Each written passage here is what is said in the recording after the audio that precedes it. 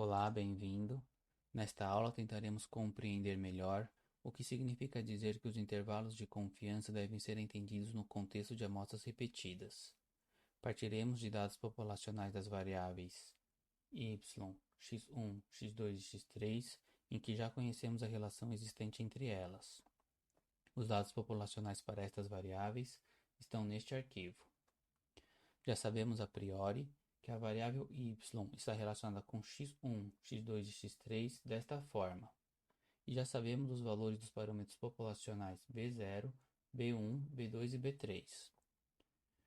U é o termo de erro, que segue uma distribuição normal e representa outros fatores que afetam y, que não x1, x2 e x3. Num estudo empírico, o que fazemos é tentar estimar estes parâmetros a partir de uma amostra dos dados populacionais, sabendo que nunca iremos conhecê-los de fato. Neste nosso exercício, como temos os dados populacionais e já sabemos os parâmetros populacionais B0, B1, B2 e B3, vamos retirar diferentes amostras dos dados populacionais e para cada amostra calcularemos um intervalo de confiança de forma a verificar se estes parâmetros populacionais estão dentro dos intervalos calculados. Vamos importar os módulos para a aula e os dados populacionais.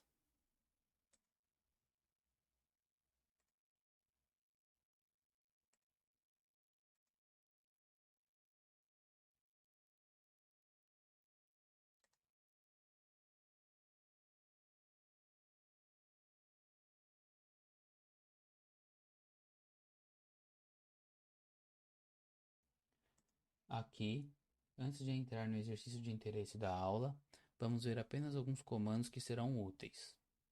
Com a função choice, escolhemos uma amostra de 30 elementos dos rótulos das linhas do DataFrame DF, que são números de 0 a 29.999.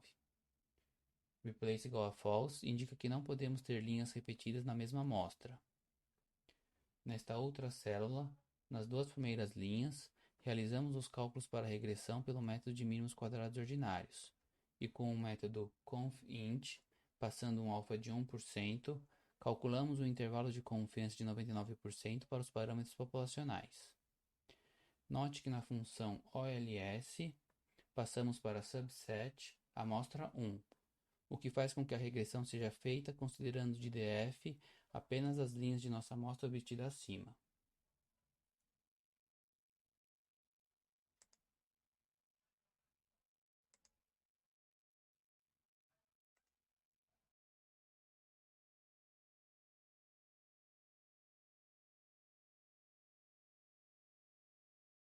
Assim, a partir da nossa amostra, obtemos um intervalo de confiança de 99% para os parâmetros populacionais B0, B1, B2 e B3. Como já dito, isto significa que se repetirmos este procedimento de calcular um intervalo de confiança de 99% para diferentes amostras, esperamos que em 99% das vezes, B1, por exemplo, esteja dentro do intervalo construído, que será diferente para cada amostra selecionada. Com este comando, acessamos de intervalo a linha x1, coluna 0, que é o limite inferior do intervalo de confiança de 99% para B1. Também podemos acessar o limite superior.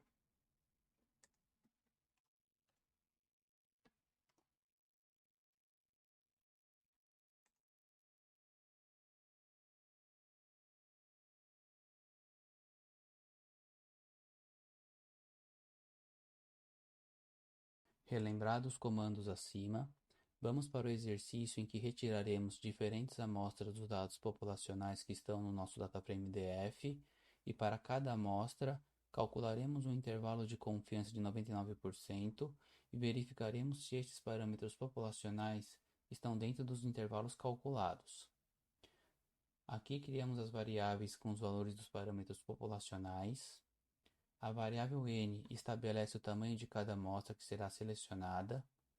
Estabelecemos um nível de significância igual a 1% e repetiremos o procedimento de coleta de amostra e cálculo do intervalo de confiança 10.000 vezes. O underscore serve apenas para facilitar a leitura do número, mas Python considera isto com 10.000.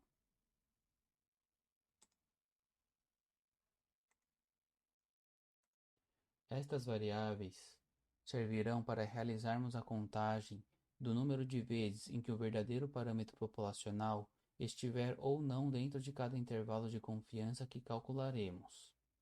Por exemplo, cada vez que uma amostra for selecionada e o intervalo de confiança de 99% conter o parâmetro populacional B1, adicionaremos 1 a esta variável. Se B1 não estiver dentro do intervalo calculado, adicionaremos 1 a esta outra variável. Procedimento análogo será feito para estas outras variáveis.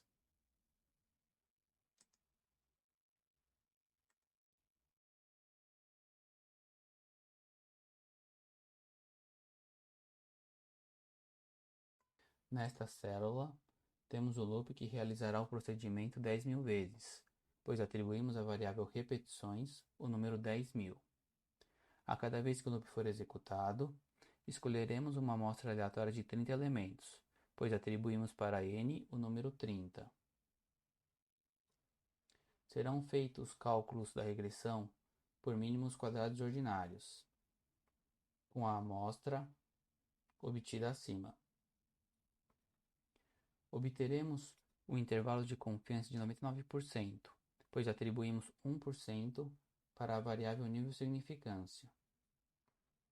Criaremos variáveis às quais atribuiremos o valor inferior e o valor superior dos intervalos de confiança de 99% para cada parâmetro populacional B1, B2 e B3.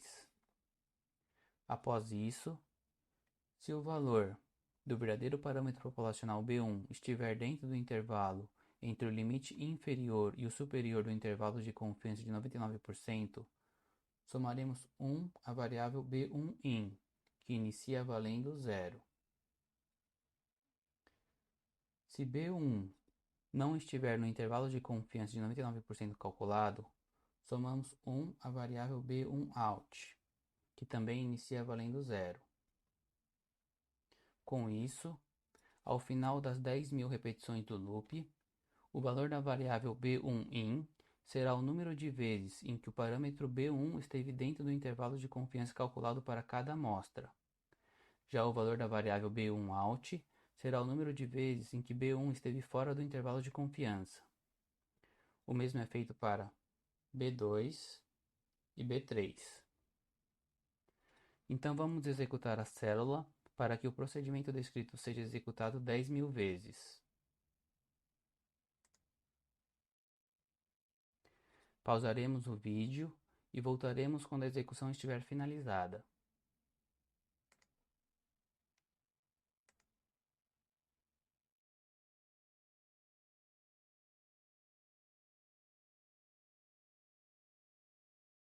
Agora que a execução foi concluída, o que demorou aproximadamente 2 minutos, vamos ver os resultados.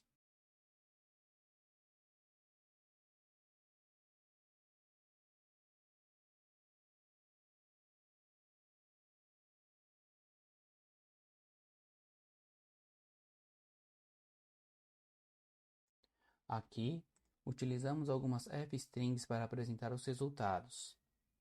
Vemos que a soma dos valores finais das variáveis B1in e B1out é 10.000, ou seja, o número de vezes em que o parâmetro populacional B1 esteve dentro do intervalo de confiança de 99%, somado ao número de vezes em que esteve fora, é igual ao total de vezes que o procedimento foi realizado. Isto foi feito apenas para a conferência. Podemos ver que das 10.000 repetições com diferentes amostras, em 98,99% das vezes, o parâmetro populacional B1 esteve dentro do intervalo de confiança de 99%, e em 1,01% das vezes esteve fora. Ou seja, quando repetimos o processo de calcular o intervalo de confiança de 99% para diferentes amostras, em aproximadamente 99% das amostras, o verdadeiro parâmetro populacional esteve dentro do intervalo construído. Isto é o significado de dizer que os intervalos de confiança devem ser entendidos no contexto de amostras repetidas. Note que a porcentagem de vezes em que os parâmetros B2 e B3 estiveram dentro dos seus respectivos intervalos de confiança também é muito próximo de 99%.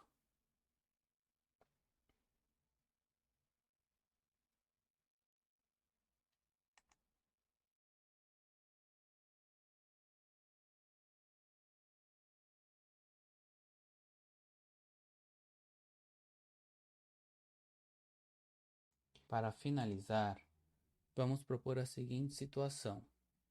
Suponha que queremos estimar os parâmetros populacionais deste modelo que estamos utilizando na aula, e suponha também que não conhecemos seus valores e que temos apenas esta amostra de 30 elementos.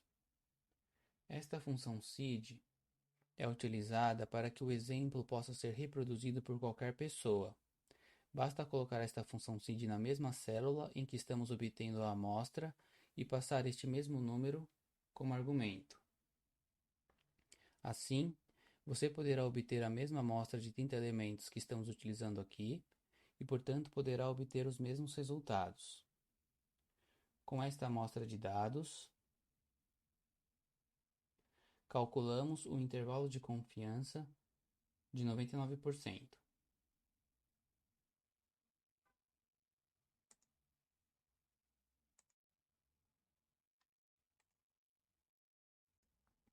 Já sabemos que quando repetimos o procedimento para diferentes amostras, em 99% das vezes, os intervalos de confiança de 99% irão conter o verdadeiro parâmetro B1, por exemplo.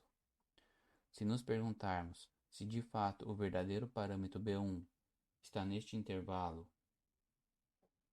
ou se B2 está neste intervalo, ou ainda se B3 está neste intervalo, a nossa resposta deve ser a de que não temos certeza, mas que seria muito azar se não estivesse, pois sabemos que quando este procedimento de cálculo é aplicado a muitas amostras, então 99% de todas as estimativas de intervalos conterão o verdadeiro valor do parâmetro.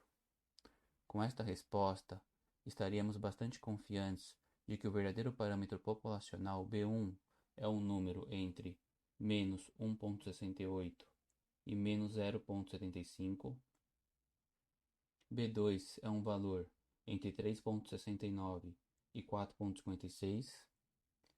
E B3 um valor entre menos 2,82 e menos 2,07.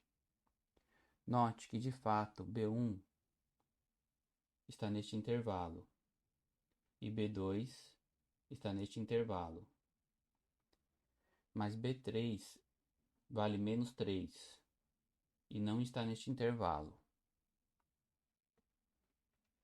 Assim, ainda que presumimos ser muito azar ter em mãos uma amostra que faz parte do 1% de amostras que levam a um intervalo de confiança de 99% que não contém o verdadeiro parâmetro populacional, isto é possível de acontecer e nunca poderemos saber se este é o caso, pois nas aplicações não saberemos o verdadeiro valor do parâmetro populacional.